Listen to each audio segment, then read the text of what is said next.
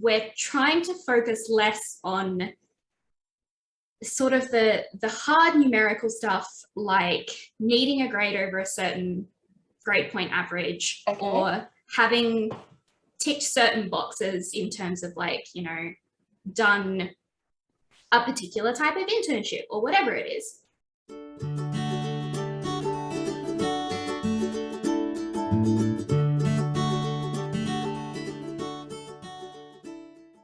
Hi everyone, and welcome to episode 3 of CCA's podcast. I'm Chloe, and I have Anne with me today. And we also have a special guest to talk about their journey with Seek as a strategy and operations grad. Welcome, Lauren, and thank you for joining us today. Thank you for having me. How's your day been so far? Oh yeah, it's not too bad. Much of the same, I suppose, in lockdown, but isn't that always the case? Oh, has to be. So how does it work when you're working from home? Well, fortunately, Seek is pretty good at just everything being digital. So it's actually been much of a muchness since I started, however many months ago, 8-ish months maybe at this point. That it's a reasonable amount of Zoom, a lot of, you know, documents synced back to OneDrive and all of that kind of stuff, and a lot of Slack messages. I love them. Well, I'll take Slack over email any day. Fair enough. So, but can you tell us a bit more about your journey with Seek? Like, how did you come across the position? How did you land it? Anything like that? Yeah, absolutely. Okay, so for me,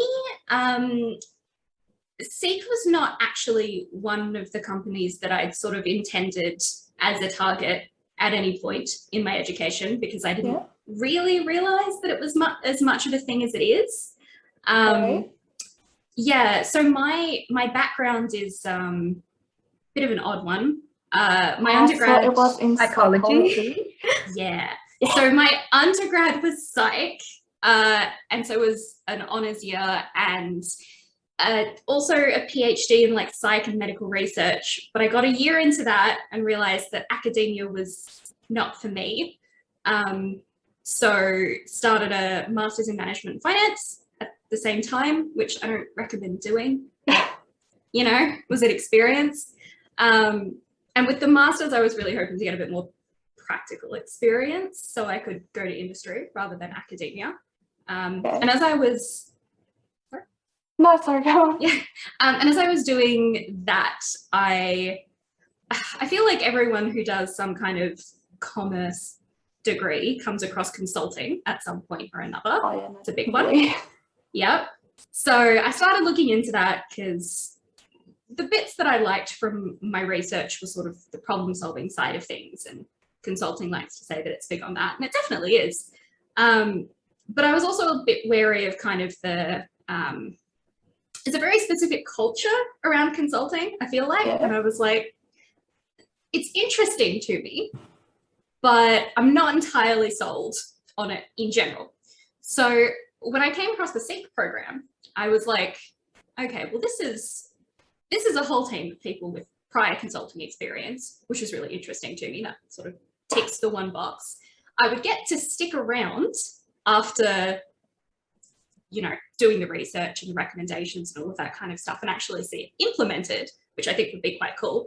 It's also a tech company, which I know it's not reflected in my background at all in terms of education, even though there's a ridiculous amount of years. But I've always had a thing for just like tech in general and computing and all of that kind of stuff. So I was like, was it always a specific passion or?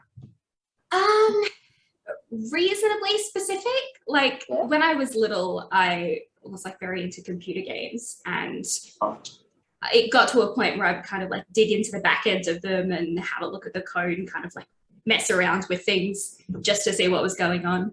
But never really realized that could kind of progress into tertiary education or a job. So there was that element, and it all kind of came together, and I was like, okay, this is perfect, super keen.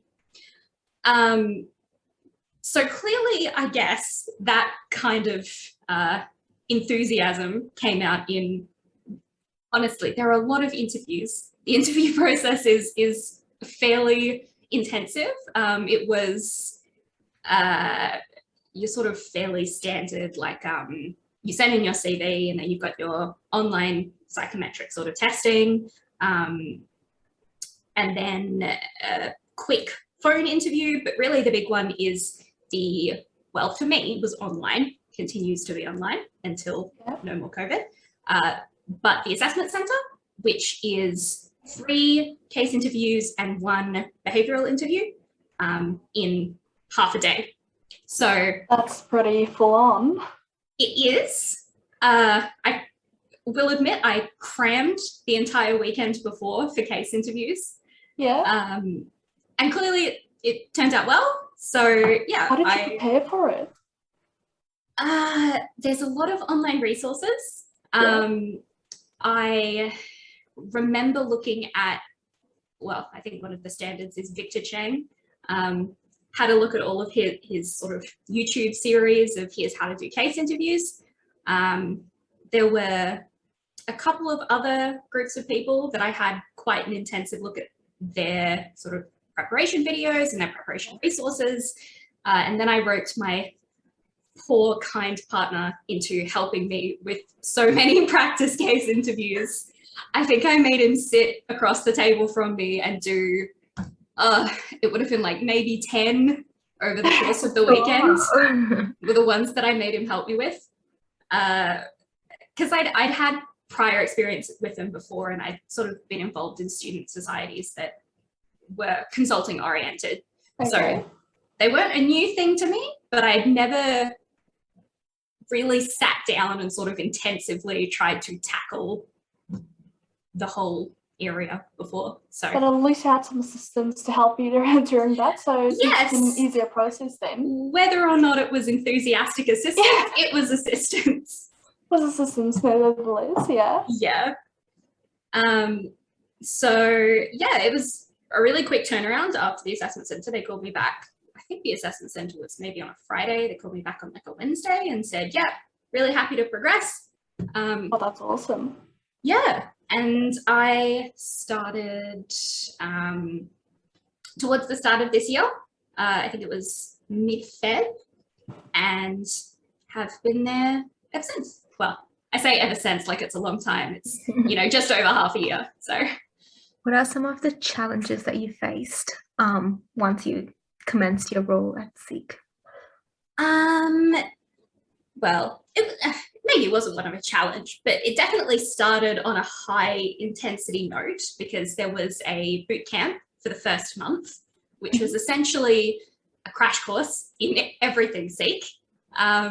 They introduced us to as many people as possible. They did sort of crash courses on a number of different strategic frameworks and problem solving approaches and all of that kind of stuff. Yeah. So that was a lot of information in the course of the first few weeks. I think the other grads, there's 4 of us, were fairly mentally pooped after that, but it was really interesting. So my first rotation of 6 months, the grad program is 4 rotations of roughly half a year each. My first one has been in artificial intelligence platform services. That's pretty interesting. Very interesting. I'm very interested in AI. Yeah. But it's not really something I've encountered much before. So I didn't really know what to expect going into it. From sort of a what do people do perspective, but also a, what are the people going to be like, and what are the expectations of me, and all of that kind of stuff. And I will say, so the expectations were not obviously that I would be doing anything practical when it came to developing AI, because it's a strategic focused grad program. Yeah. But having said that, you do get to get quite involved. And the project that I've been working on over the past 6 months, which is sort of more of a series of things rather than one overarching coherent project at this point, was really about identifying some metrics and figuring out how we can increase the visibility over the performance of our role title normalization service, which is essentially the sort of thing when someone posts a job ad and our API and our systems take that string of text and turn it into something that we can kind of use and work with, something that is matched to our giant language map that we have, which is called an ontology, if anyone's interested in that. And basically the entirety of Seek uses that particular API, but it's quite tricky for us to figure out how well it works, because it is sort of inherently subjective because it's language. So to assess it is a very tricky thing. So you really do get into the details of it. Like my first couple of weeks in working on that project, I just grabbed everyone in the team and was like, okay, I don't understand any of this. Would you please be so kind as to talk me through all these details? Because I'm going to need to understand it. And they were all pretty helpful, like during that process? They were all lovely.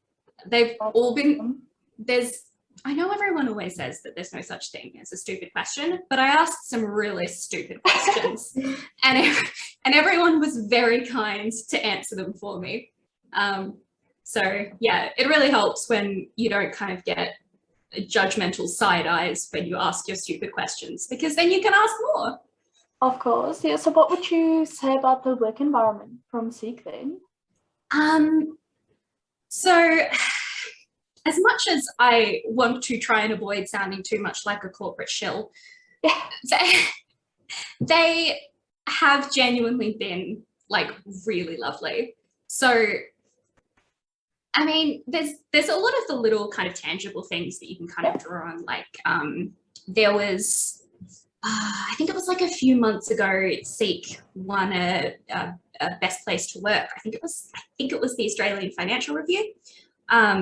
In the tech category, which is not the point of that. That's sort of a side point. The point is that they bought cupcakes for everyone in the entire office building just to say, hey guys, so nice.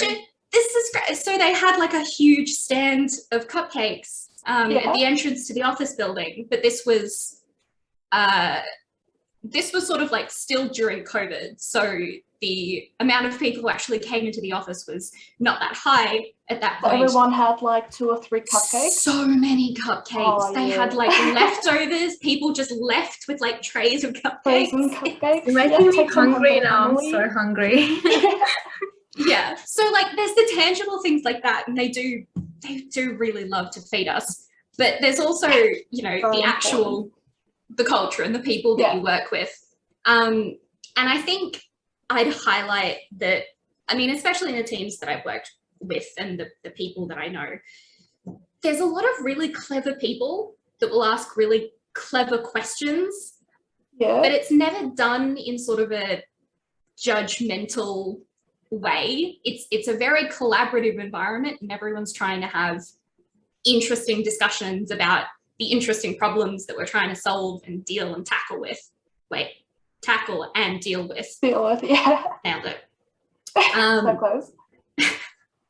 But it's just really friendly. And even, as I said, with my stupid questions, trying to understand the complex systems that much more capable people than I are working on, everyone was really generous with like giving time and double checking work that I've done to make sure that it makes sense, and always open to a workshop on anything that I'm working with or anything like that, which is saying a lot because the data scientists and the software engineers have a lot to do. So I can imagine. Yeah. It's like a common myth about your job or field. Oh, that's a good question. I think sort of from the strategy perspective, a common myth is that I think, or the sense that I get, is that the strategists sit up in their ivory tower and don't necessarily understand kind of like what's going on in the nitty gritty in the trenches, but just deliver these recommendations from on high without actually consulting with the people that it affects, which is, fortunately, for me and for Seek, not the case, at least specifically in Seek. It might be at other companies, I don't know. I haven't worked in other strategy teams. But yeah, they actually really do talk to other people and make... And not just on their own up there. Yeah. Like, they make so many efforts to say, all right, this is what we're thinking and this is what we're working on and these are the information problems that we're grappling with at the moment. Let's go to other parts of the business and, sense check and make sure that this is actually feasible and going to work and is all of these other things, because if you haven't gone through that checklist, then there's no point making those recommendations because they're useless essentially. We have time for one more question. So we were just wondering, I know you've only been working there for a few more months, but maybe you've got some intel on this. What makes an applicant stand out from the rest? Have you gotten any sort of sense? Has anyone gave you some inside secrets that we need to know about? So my sense actually is that, okay, so the grad program in general is quite a new program at Seek. So my grad cohort was actually the first, which is why we had that combined with COVID is why we had such a small number of people. You said only 4, yeah? Yeah, only 4. Yeah.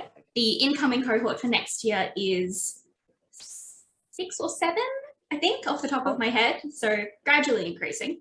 But the fact that now my cohort is there to assist with sort of the back end of recruitment and all of that kind of stuff means that we're trying to focus less on sort of the hard numerical stuff, like needing a grade over a certain grade point average or having ticked certain boxes in terms of done a particular type of internship or whatever it is.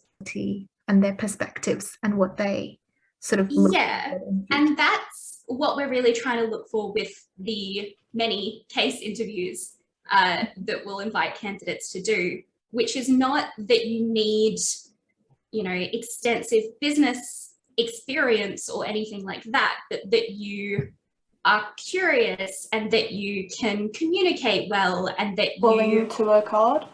Willing to work hard, but also, we don't have to get crazy about it. Yeah. Okay. So just being able to think through a problem, of course, like the problem solving structure is absolutely important, but just being able to kind of talk people through your experience and your way of thinking and your line of reasoning and all of that kind of stuff really well is really valuable in a candidate and will absolutely make someone stand out. Well, we'll keep that in mind next time that we apply. Thank you so much for meeting with us tonight. We really appreciate it, and it was really nice to meet you. Yeah, you too.